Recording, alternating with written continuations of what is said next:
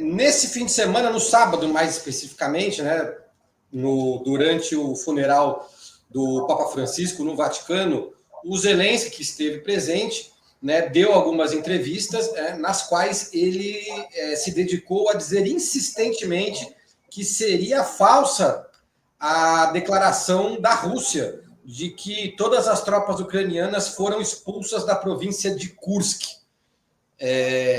Obviamente, o Zelensky já tem dito isso reiteradas vezes, mas como essa declaração de 100% de tropas ucranianas expulsas de Kursk foi recente, né, ele pareceu ali um pouco mais efusivo em tentar dizer, né, quase desesperadamente, que os russos estão mentindo, enfim. A pergunta é se estamos vendo uma espécie de canto do cisne do político ucraniano ou se ainda há uma forma de ele tentar se segurar no poder como presidente do país. Quem começa respondendo é o Valério Arcari. O Zelensky, Vitor, está numa situação debilitada. Ele vai perder uma guerra. Nenhum governo sai da derrota militar incólume. A história não perdoa. E ele está numa situação de grande vulnerabilidade social e política. Veja, nós estamos falando da escala de centenas de milhares de mortos. Nós só teremos informações seguras depois de alguns anos, evidentemente, durante a guerra.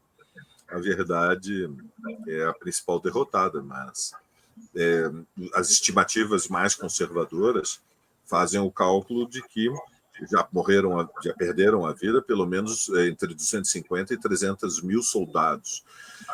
E hoje o exército ucraniano não tem condições de repor as suas tropas, ao ponto de eles estarem recrutando mercenários no mundo inteiro. Inclusive, hoje mesmo eu assisti um vídeo de uma representante do governo ucraniano em língua portuguesa, anunciando que o governo oferece para aqueles que quiserem lutar sobre a bandeira ucraniana salário de até $4.500 por mês. Portanto, estão desesperados, estão tentando montar milícias de mercenários à escala internacional. Portanto, a Ucrânia está esgotada, não há mais nenhuma perspectiva de vitória militar e o caminho da paz passa por trocar terra por vidas. E não há alternativa. O que aconteceu no Vaticano, naquela conversa dentro da Basílica de São Pedro, não sabemos, mas, evidentemente, se deu em bases diferentes do que foi o vexame da reunião na Casa Branca, ou seja, Zelensky recuou, vem recuando há semanas e semanas, por isso a declaração de Trump é que a conversa foi boa. Só pode ser considerada boa para Washington se Zelensky está disposto a realmente começar a negociar a sério, passa por admitir que os russos vão ficar com a Crimeia e vão ficar com o leste da Ucrânia, vão ficar com a região do Donbás. Não há nenhuma outra saída que não passe da troca de vidas pela terra. Ele tem que dar terra para poupar vidas ucranianas. O desenlace futuro, Vitor, para o Zelensky é terrível. É um governo derrotado que, se for convocado às eleições, vai sair humilhado politicamente. Tudo isso foi uma catástrofe para a Ucrânia, ainda que ela tenha tido a solidariedade incondicional da União Europeia e vai ter que negociar as condições postas por Trump. Resumo da ópera, Vitor.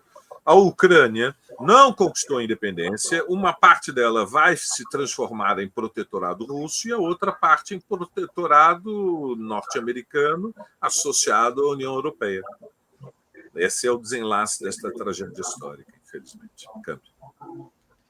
Obrigado, Valério. Passando a palavra para o Hugo Albuquerque. Bom, eu acredito que a Ucrânia está desgastada.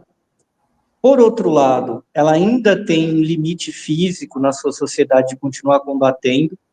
E existe uma mobilização completamente insana, mas a gente já viu esse tipo de fenômeno acontecer na história da humanidade, países que já sofreram uma derrota, mas que foram mobilizados por razões econômicas, razões ideológicas, e eles permaneceram a lutar.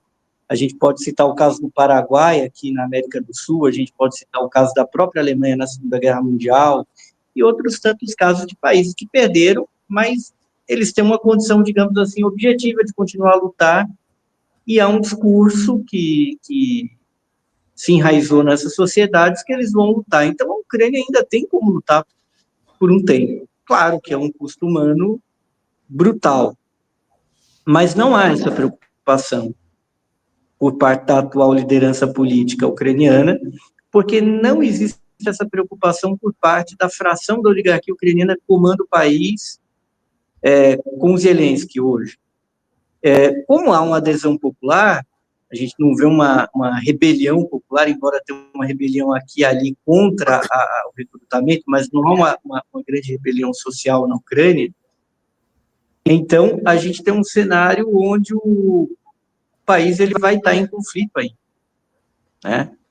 Eu vejo isso de maneira pessimista, acho que a coisa eu acho que inclusive a Ucrânia pode lançar ataques contra áreas civis russas como provocação, e eu vejo uma pouca capacidade da sociedade ucraniana em se levantar em relação ao Zelensky pará-lo. Então, o final disso pode não ser bom. Eu acho que a única possibilidade dessa guerra parar de um jeito que não seja extremamente trágico é o governo americano entrar de uma maneira mais dura. Isso não basta o Trump, ainda mais ele com a queda de popularidade e vivendo uma crise, em grande parte, criada por ele próprio. Eu não vejo que o Trump é capaz de conseguir isso de uma maneira tão fácil. Ele teria de esquecer guerra tarifária e ter se concentrado totalmente nessa tarefa para buscar, repito, um acordo entre o grande capital americano. Porque isso move uma parte minoritária, mas muito importante do capital americano a apoiar e fomentar essa guerra. Como ele foi lutar em várias frentes, foi tentar agir para pôr fim a esse conflito, mas ao mesmo tempo em que apoia Israel, ao mesmo tempo que faz uma guerra tarifária contra o mundo inteiro, mas tendo por alvo prioritário a China, o Trump se enfraquece. Ele perde a capacidade de ser essa figura providencial que, inclusive, o próprio Putin esperava que ele viesse a ser. Obrigado, Hugo. Rose Martins, o Zelensky ainda está no jogo? Voltando um pouquinho lá no início da pergunta sobre a questão, né, se afinal de contas eles perderam ali a batalha em Kursk, se eles bateram 100% em retirada, como o Kremlin já se posicionou. Essa ofensiva da Rússia começa a dar resultados ali na região, pelo menos a partir de março, né? E agora o comunicado oficial do Ministério da Defesa é esse.